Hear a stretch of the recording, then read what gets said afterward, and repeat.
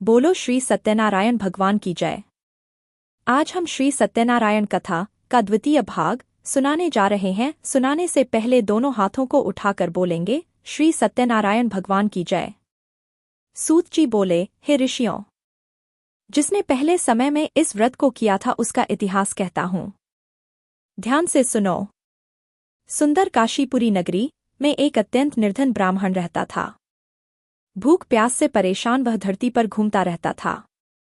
ब्राह्मणों से प्रेम करने वाले भगवान ने एक दिन ब्राह्मण का वेश धारण कर उसके पास जाकर पूछा, हे विप्र, नित्य दुखी होकर तुम पृथ्वी पर क्यों घूमते हो?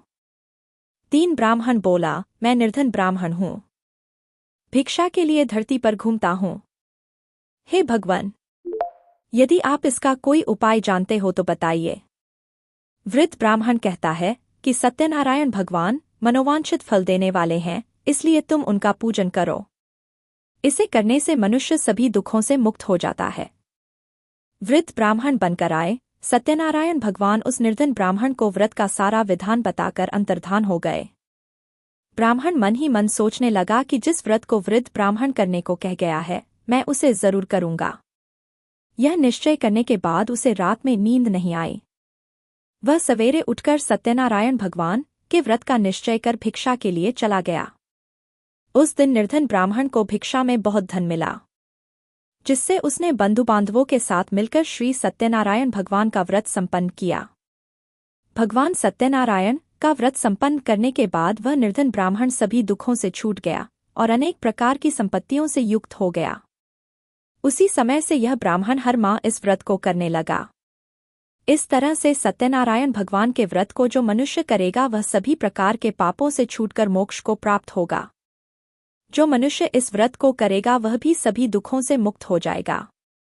सूत जी बोले कि इस तरह से नारद जी से नारायण जी का कहा हुआ श्री सत्यनारायण व्रत को मैंने तुमसे कहा। हे विप्रो, मैं अब और क्या कहूँ? ऋषि बोले, हे मुनिवर, संसार में उस विप्र से सुनकर और किस किस ने इस व्रत को किया, हम सब इस बात को सुनना चाहते हैं। इसके लिए हमारे मन में श्रद्धा का भाव है।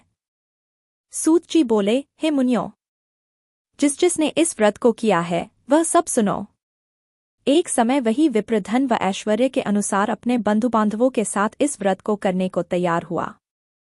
उसी समय एक लकड़ी बेचने वाला बूढ़ा आदमी आया और लकड़ियां बाहर रखकर अंदर ब्राह्मण के घर में गया। प्यास से दुखी वह लकड़हारा उनको व्रत करते देख विप्र को नमस्कार कर पूछने लगा कि आप यह क्या कर रहे हैं तथा इसे करने से क्या फल मिलेगा, कृपया मुझे भी बताए। ब्राह्मण ने कहा कि सब मनोकामनाओं को पूरा करने वाला यह सत्यनारायण भगवान का व्रत है। इनकी कृपा से ही मेरे घर में धन धान्य आदि की वृद्धि हुई है। विप्र से सत्यनारायण व्रत के बारे में जानकर लकड़हारा बहुत प्रसन्न हुआ। चरणामृत लेकर व प्रसाद खाने के बाद वह अपने घर गया। लकड़हारे ने अपने मन में संकल्प किया कि आज लकड़ी बेचने से जो धन मिलेगा उसी से श्री सत्यनारायण भगवान का उत्तम व्रत करूंगा।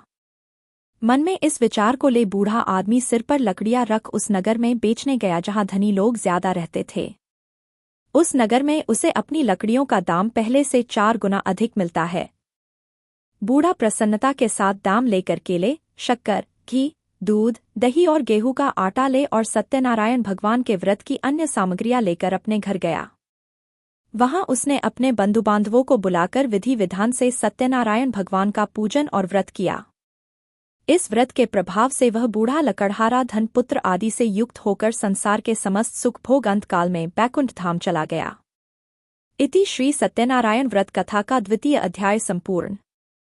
बोलो श्री सत्यनारायण भगवान की जय। श्री सत्यनारायण कथा के आगे के अध्यायों को देखने के लिए हमारे चैनल को अभी सब्सक्राइब करें।